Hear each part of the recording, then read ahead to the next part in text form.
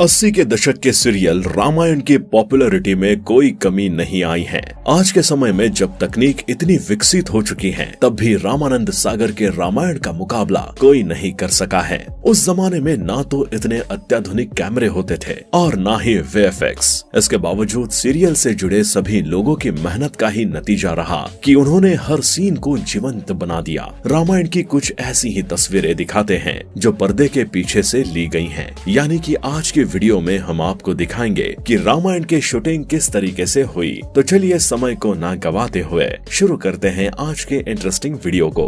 रामायण की ज्यादातर शूटिंग रामानंद सागर के बंगले सागर विला में हुई है। कुछ सीन आउटडोर हैं। जब शूटिंग बाहर होती थी तो वहाँ के थिएटर आर्टिस्ट और अन्य कलाकारों की मदद ली जाती थी। रामानंद सागर के बेटे प्रेम सागर ने एक बार बताया था कि रामायण की शूटिंग के दौरान कई बार जूनियर कलाकारों की जरूरत पड़ती थी। ऐसे में गांव-गांव में जाकर ढोल नगाड़े के साथ ऐलान किया जाता था कि सीरियल के लिए कलाकारों की जरूरत है, फिर भर्ती की जाती थी। रामायण की पॉपुलैरिटी केवल देश में ही नहीं, दुनिया भर में थी। इसे करीब 65 करोड़ से ज्यादा लोगों ने टीवी पर देखा था। रामायण की शूटिंग लगातार करीब 1.5 साल तक चली थी। सीरियल में राम का किरदार करने वाले अभिनेता अरुण गोविल ने रामायण के दिनों की कई यादें शेयर की हैं। राम के रोल के लिए रामानंद सागर ने पहले उन्हें रिजेक्ट कर दिया था। अरुण गोविल ने कहा कि मुझे याद है, मैं राम के किरदार के लिए ऑडिशन देने गया था, लेकिन फेल हो गया। मुझे नहीं पता चला कि क्या हुआ था। राम के लुक के साथ मेरा फोटोशूट हुआ, लेकिन मैं राम जैसा नहीं लग रहा था। तब मैंने अपने अपने लुक में एक स्माइल जोड़ दी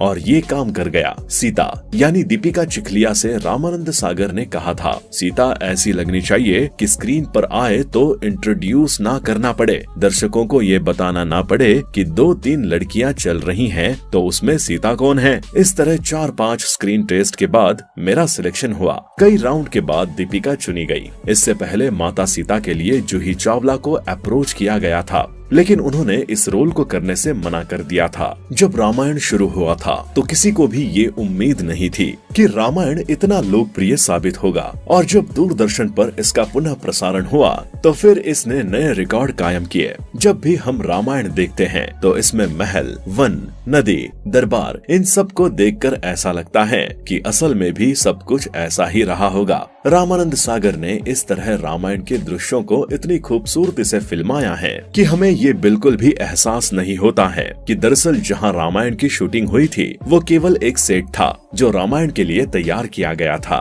दरअसल आज से कई साल पहले जिस रामायण को रामानंद सागर ने बनाया था, उसका जादू आज भी बरकरार है। रामायण को फिल्माने के लिए एक ऐसे जगह की जरूरत थी जहां वन, नदी, खाली मैदान, पहाड़ और समुद्र तट एक साथ हो, ताकि अलग अलग दृश्यों को फिल्माने के लिए ज्यादा दिक्कत ना हो। बहुत सी जगह की तलाश करने के बाद आखिरकार एक ऐसी जगह मिली जहां इस पवित्र कथा को फिल्माया जाए, और वो जगह थी गुजरात का एक छोटा सा शहर उमरगांव था। ये शहर रामायण के लिए एक पर्याप्त स्थान था। ये शहर की आबादी भी इतनी घनी नहीं थी, जिस वजह से यहाँ काम करना मुनासिब हुआ। रामायण के प्रसारण के दौरान सड़कें सुनी हो जाती थी। घर के सभी लोग एक साथ टीवी के सामने बैठकर रामायण देखने लगते थे। बहुत घरों में तो लोग इस दौरान अपने टीवी पर माला भी चढ़ाते थे। श्री राम का किरदार निभाने वाले अरुण गोविल और माता सीता का अभिनय करने वाली दीपिका के अनुसार लोग उन्हें भगवान राम और सीता माता के रूप में ही देखते थे,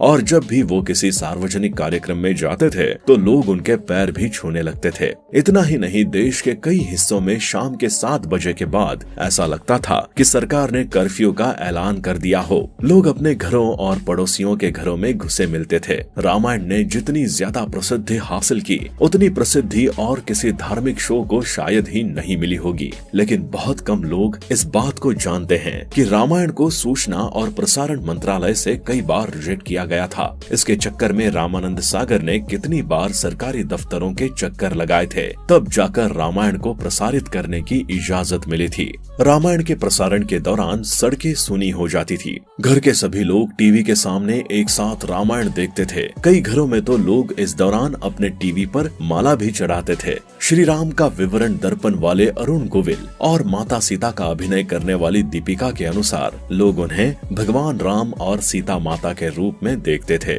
और जब भी कोई सार्वजनिक कार्यक्रम में जाता था तो लोग उनके पैर पकड़ लेते थे। आप सभी को जानकर ये हैरानी होगी कि जब रामानंद सागर जी ने इस धारावाहिक को बनाने की बात रखी तो उनको सभी ने मना कर दिया कि ऐसा धारावाहिक ना बनाएं, क्योंकि इसमें बहुत घाटा होने वाला है और तो और किसी ने भी उनको स्पॉन्सरशिप के लिए पैसा तक नहीं दिया। रामायण धारावाहिक जितना हिट रहा, इसे फिल्माने के लिए उतना ही ज्यादा मुश्किलें भी आईं। इस धारावाहिक में माता सीता के रोल के लिए सबसे पहले जूही चावला को चुना गया था, लेकिन जूही चावला ने इस धारावाहिक में काम करने से साफ साफ इनकार कर दिया। इसके बाद दीपिका चिखलिया को माता सीता के रोल के लिए चुना गया। रामायण का प्रसारण 1987-1988 में हुआ था। 78 एपिसोड के इस सीरियल की शूटिंग मुंबई से सूरत में हो रही थी। सीरियल के सेट पर तब उस दौर में आज जैसी सुविधाएं नहीं थी, खासकर वॉशरूम की व्यवस्था भी बहुत अच्छी नहीं थी। ऐसे में सीरियल के कई कलाकार दिन भर पानी भी नहीं पीते थे।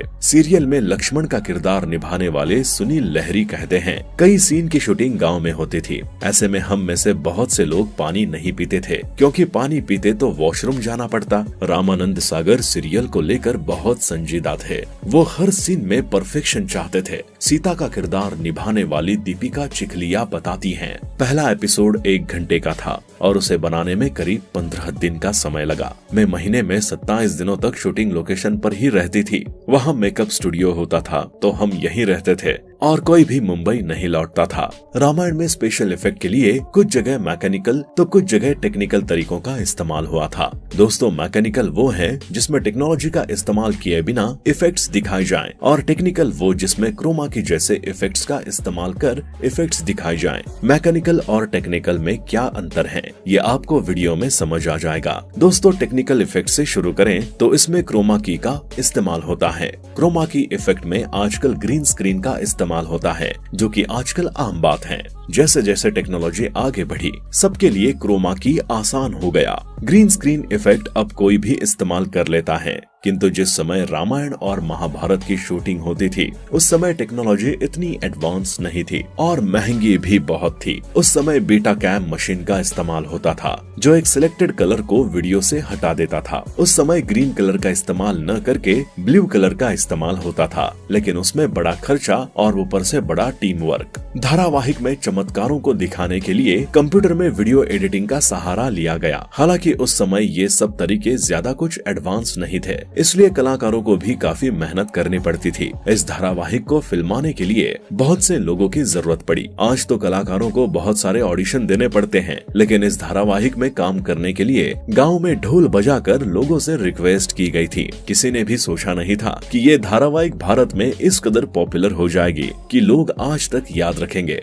वैसे दोस्तों, आपको रामायण अब भी कितना पसंद है? हमें इसका सबूत एक लाइक से जरूर दीजिएगा, क्योंकि इससे हमें पता तो चले कि आज भी रामायण को लोग उतना ही पसंद करते हैं जितना पहले किया करते थे। तो मिलते हैं अगले वीडियो में, तब तक अपना ध्यान रखिए। Bye bye.